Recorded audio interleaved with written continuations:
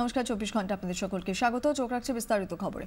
মুখ্যমন্ত্রীর নজরে এবারে বেসরকারি শিক্ষা। আজকে টাউন হলে বেসরকারি স্কুলগুলোর সঙ্গে বৈঠকে বসতে চলেছেন মুখ্যমন্ত্রী।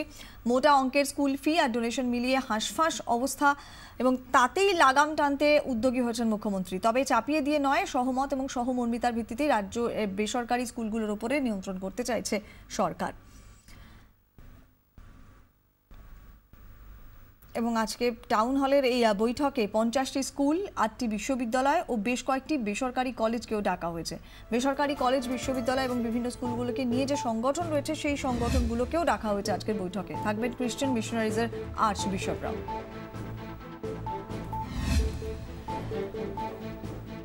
আমাদের প্রতিনিধি ঋত্বিক মণ্ডল এই মুহূর্তে রয়েছেন নরেন্দ্রপুরে। তিনি রয়েছেন বেশ কিছু অভিভাবকদের সঙ্গে যাদের ছেলেমেয়েরা বেসরকারি স্কুলে পড়েন। সত্যি কি কি অসুবিধার মধ্যে তাদেরকে পড়তে হয় এবং মুখ্যমন্ত্রী এই উদ্যোগকে তারা কিভাবে দেখছেন জানবো আমাদের প্রতিনিধির কাছ থেকেই।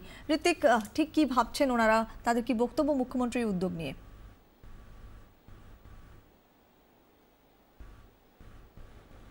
দেখো, একদিকে পড়ুয়াদের পিঠের ব্যাগটা যখন ভারী হয়ে যায়, তেমনি বেসরকারি স্কুলগুলোর অভিভাবকদের একটা দীর্ঘদিনের অভিযোগ, তাদের অভিজ্ঞতাও বটে যে তাদের পকেটটা ক্রমশ কিন্তু হালকা হয়ে যাচ্ছে, কারণ স্কুলের অতিরিক্ত চাপ। আজকে টাউন হলে মুখ্যমন্ত্রী মমতা বন্দ্যোপাধ্যায় যে বৈঠক করবেন কার্যত বেসরকারি স্কুলের প্রতিনিধিদের সঙ্গে, সেখানে কিন্তু এই ওভার ফিজ এই বিষয়টা একটা বড় আকারে আসবে। আমার সঙ্গে আমরা রয়েছি নরেন্দ্রপুরের একটি আবাসনে এবং সেখানে আমার সঙ্গে কিছু অভিভাবকরা রয়েছেন। কি ধরনের অভিজ্ঞতা তারা শিকার হন প্রাইভেট স্কুলে যখন তাদের ছাত্রকে পাঠান, তাদের বাচ্চাকে পাঠান? কি ধরনের অভিজ্ঞতা হয় ওভার ফিজ যখন ইস্যু, যখন এই বই কেনান কিংবা ইউনিফর্ম কেনা, কি ধরনের সমস্যা মূলত আপনারা পড়েন? দেখুন, মাননীয় মুখ্যমন্ত্রীকে আমি আমার নমস্কার জানিয়ে আমি বলছি, আমরা তো এই ব্যাপারে ভীষণ বিধ্বস্ত হয়ে উঠেছি। আমরা একদম নিম্ন মধ্যবিত্ত পরিবার থেকে বিলং করি।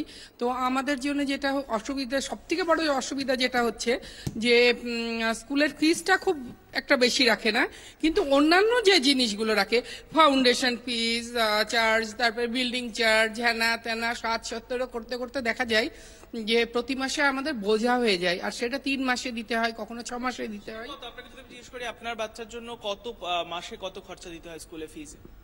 দেখুন, টিউশন ফিস যেটা রেখেছে সেটা কিন্তু 1,500 থেকে 2,000 টাকা, আর বাদ বাকি যেগুলো দিই আমরা সেগুলো কিন্তু অনেক পড়ে যায়। আমার 3 মাসে দিতে গেলে মানে প্রায় 12-13, কখনো আমাকে যখন রিঅ্যাডমিশন করাচ্ছি, রিঅ্যাডমিশনের ক্ষেত্রেও পয়সা লাগে।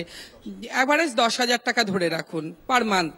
হ্যাঁ, তো একটা বাচ্চার পেছনে যদি পার মান্থ আমরা 10,000 টাকা এডুকেশনের পেছনে খরচা করি, তাও আবার প্রফেশনাল কোনো এডুকেশন না, ধরুন 9-10-এ পড়ছে, তারপরে আবার আরেকটা যন্ত্রণা আছে, সেটা হচ্ছে প্রতি বছর স্কুলের ড্রেস চেঞ্জ হবে, প্রতি বছর স্কুলের বই চেঞ্জ হবে।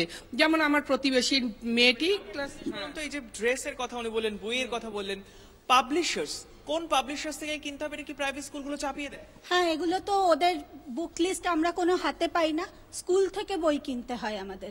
স্কুলে গিয়ে বলতে হয় যে বইয়ের দোকান থেকে লোক আসে, বলতে হয় যে এই কোন ক্লাস, তাহলেই ওরা কেন সেই বই তো বাইরের বাজারেও পাওয়া যায়, আপনি কি চাই? থেকে কিনতে হবে, স্কুল থেকে খাতা কিনতে হবে, স্কুলে খাতার উপরে স্কুলের ছাপ থাকে। আর তার থেকে ওই হচ্ছে, আজকে হঠাৎ ছেলে স্কুল থেকে এসে বলে, মা আমার জন্য হাউস ড্রেস কিনতে হবে, কালকে আমাকে 500 টাকা দিতে হবে, কালকে আমাকে কালকে এই হবে, আমাকে 1000 টাকা দিয়ে দাও, আমার স্কুলে জমা দিতে হবে। তো এটা আমাদের পক্ষে বোঝা হয়ে যাচ্ছে না মাঝে মাঝে।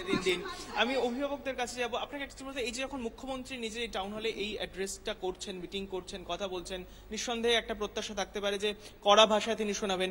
আপনার কি মনে হয় এটা অত্যন্ত প্রয়োজনীয় হয়ে রয়েছে? আর কোন কোন পয়েন্টগুলো সিএম এর অ্যাড্রেস করা উচিত বলে মনে হয় প্রাইভেট স্কুলের ফিজ যখন ইস্যু? আমি বলবো সব স্কুলেরই একটা যদি স্ট্যান্ডার্ডাইজ ফি করে দেওয়া যায়, category wise, depend on the elite class, সেটা একটা লামসাম ফিক্স যেন থাকে আর কি। তাহলে আমরা অ্যানুয়াল বাজেটটা আমাদের এডুকেশন ওয়াইজ আমরা ঠিক রাখতে পারি যে হ্যাঁ, আমাকে সারা বছর আমার এই টাকাটাই একটা স্টুডেন্টের জন্য দিতে হবে। তো এইরকম ভাবে যদি আমরা ফিক্স করে দেয়, আপনার কি মনে হয় কোন জায়গাটা নজর দেওয়া উচিত বলে মনে করছেন? হ্যাঁ, respected madam, first of all আমার দিক থেকে বলবার এটাই আছে যে কোনো কিছু স্পেশালি যখন when it is education related, something should not be imposed on the parents and the kids.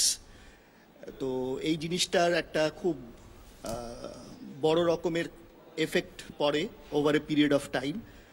Impose in the sense যে ইনক্লুডিং একটু আগেও কথা হচ্ছিল, রাইট, লাইক পাবলিশার্স, তারপরে ড্রেস রিলেটেড ইস্যুস, এবং এইগুলোর ক্ষেত্রে কি হয়, যখন কোনো কিছু ইম্পোজ করে দেওয়া হয় তখন অভিভাবকরা বাধ্য হন, তাদের কাছে কোনো চয়েস থাকে না। So they should be given the choice, and education has to be like this, a character building education. আপনার একটা জিনিস বলুন তো, এই যে ইস্যুস গুলো বলছেন, এটা বেশিরভাগ প্রাইভেট স্কুলেই একই চেহারা, কিন্তু আপনারা যারা অভিভাবক তারা তো একটা রাস্তা খোলা রয়েছে স্কুল কর্তৃপক্ষের সঙ্গে এই সঙ্গে কথা বলার, তাদেরকে কখনো বলেছেন, তারা বুঝতে পেরেছে এই সমস্যাটা? না, আমরা কর্তৃপক্ষের সঙ্গে কথা বলিনি। আর কর্তৃপক্ষের সঙ্গে কথা বলেই বা কি হবে?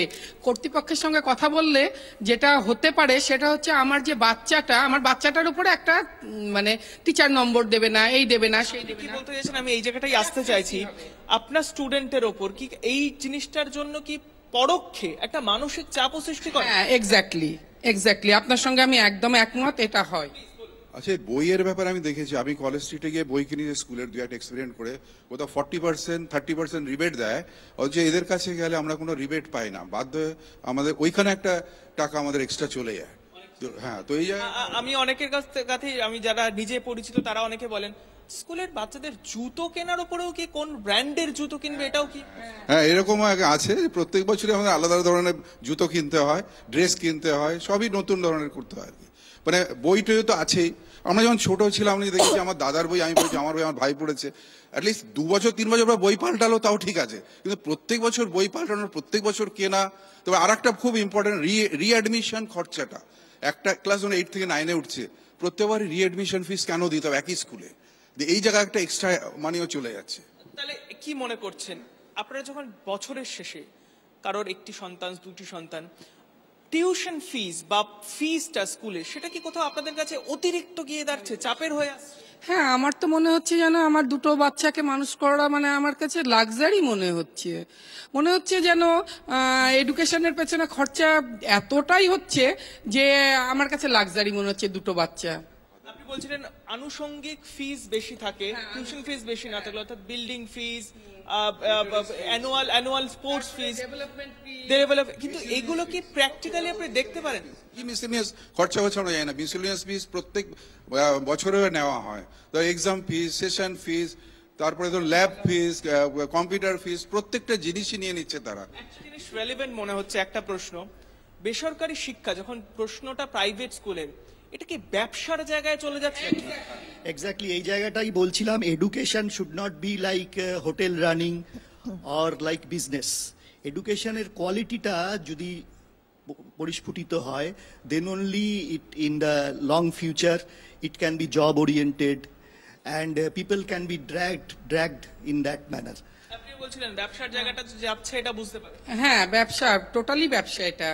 আর আরেকটা জিনিস আপনারা অবাক হয়ে যাবেন যে আমি একটা সরকারি স্কুল থেকেই পড়াশোনা করেছি। হ্যাঁ, তো আমাদেরকে বোধহয় বছরে অতটা টাকা দিতে হয়নি যতটা টাকা আমাদের বাচ্চাদের একটা মাসে যায়। আর খাতার যে মলাট থাকে না, ওই মলাটটাও আমাদেরকে ওই বইয়ের দোকান থেকেই কিনতে হয়, স্কুল থেকে কি? হ্যাঁ, স্কুল। খাতার টপেও যে স্কুলের যে লোগো টোগো থাকে, ওই পার্টিকুলার খাতা ছাড়া ক্লাসে অন্য খাতা অ্যালাউড না। এবছর যেটা আমরা নোটিস করলাম এক্সট্রা।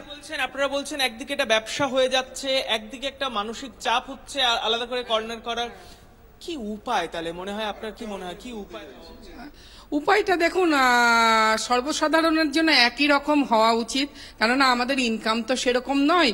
আমাদের যদি সর্বসাধারণের জন্য যদি এরকম করা যেত যে গভর্নমেন্ট, আমরা যেমন গভর্নমেন্টের স্কুলে পড়ে অভ্যস্ত হয়ে এসছি, আমরা বই পরবর্তীতে, হ্যাঁ, এনাদের অভিজ্ঞতার কথা সবাই বলছিলেন এবং সবাই বলছেন যে অবাক হওয়ার মতো অভিজ্ঞতা প্রত্যেকেরই রয়েছে। সত্যি যেগুলো আমরা শুনলাম অবাক হওয়ার মতোই, কারণ পায়ের জুতো থেকে শুরু করে জামা ধীরে ধীরে যেভাবে তাদের উপর ইম্পোজ করে দেওয়া হচ্ছে বেসরকারি স্কুলের থেকে, তারাও খুব ভালোভাবে অনুধাবন করতে পারছেন এগুলো ব্যবসার দিকে চলে যাচ্ছে। আর এরপরই আজকে বেলা 1টার সময় টাউন হলে মুখ্যমন্ত্রী নিজে অ্যাড্রেস করবেন, প্রতিনিধিদের সাথে কথা বলবেন, সবার নজর সেদিকে, তিনি ঠিক এর কোন সুরাহার রাস্তা বাতলান। Back to you. একবারে অনেক ধন্যবাদ ঋতিক, অনেক ধন্যবাদ আপাতত।